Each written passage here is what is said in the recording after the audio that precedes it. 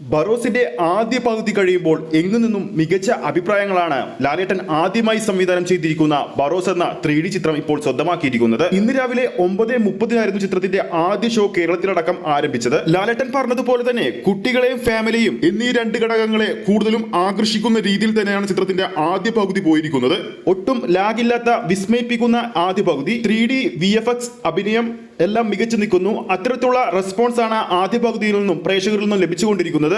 ആദ്യ പകുതിയിൽ തന്നെ മികച്ച റെസ്പോൺസ് ലഭിച്ചത് കൊണ്ട് തന്നെ ചിത്രത്തിന്റെ ടിക്കറ്റ് ബുക്കിംഗിലും കുതിപ്പ് തുടരുകയാണ്. ഇതിനോടൊപ്പം തന്നെ എറണാകുളത്ത് മാത്രം ചിത്രത്തിന് ഇനി ബറോസ് കളിക്കാനുള്ള എല്ലാ ഷോകളും റെഡ് അലേർട്ടിലേക്ക് പോയിക്കൊണ്ടിരിക്കുകയാണ്. ബറോസിലെ ലാലേട്ടൻ അവതരിപ്പിക്കുന്ന ഭൂതം കഥാപാത്രവും കുട്ടിയും തമ്മിലുള്ള കോമ്പിനേഷൻ സീൻസ് ഒക്കെ കുട്ടികളെയും ഫാമിലിയും കൂടുതൽ ആകർഷിക്കുന്നുവെന്നും റിപ്പോർട്ടുകൾ പുറത്തു വരുന്നുണ്ട്. മലയാള സിനിമയിൽ നിന്നും ലോകോത്തര നിലവാരമുള്ള ക്വാളിറ്റിയിൽ തന്നെയാണ് ബറോസ് അണിയിച്ചൊരുക്കിയിരിക്കുന്നത്. സിനിമയിലെ ഓരോ മേഖലയിലും സമർത്ഥരായ ടെക്നീഷ്യന്മാരെയാണ് ബറോസിൽ പ്രവർത്തിച്ചിരിക്കുന്നത്. ആ ഒരു ക്വാളിറ്റി സിനിമയിലുണ്ടെന്നും ചിത്രത്തിന്റെ ആദ്യ പ്രതികരണത്തിൽ നിന്നും വ്യക്തമാണ്. യു സർട്ടിഫിക്കറ്റ് ലഭിച്ച ഈ ഒരു ചിത്രത്തിന്റെ സമയദൈർഘ്യം 2 മണിക്കൂറും 34 മിനിറ്റുമാണ്. ബറോസ് സിനിമയുടെ ഫുൾ റെസ്പോൺസ് ഏകദേശം 12:30 പുറത്തു വരുമെന്നാണ് പ്രതീക്ഷിക്കുന്നത്.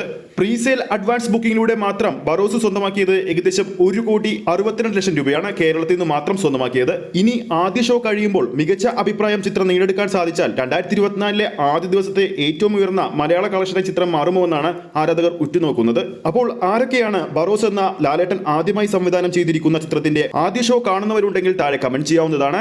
വീഡിയോ ഇഷ്ടപ്പെട്ടെങ്കിൽ ലൈക്ക് ചെയ്യാനും ചാനൽ സബ്സ്ക്രൈബ് ചെയ്യുന്ന കാര്യം വീണ്ടും ഓർമ്മിപ്പിക്കുന്നു. ഫേസ്ബുക്ക് പേജിലൂടെയാണ് ഈ ഒരു വീഡിയോ കാണുന്നതെങ്കിൽ ഫേസ്ബുക്ക് പേജ് ഫോളോ ചെയ്യുക. അടുത്തൊരു അപ്ഡേറ്റുമായി നമുക്ക് വീണ്ടും കാണാം.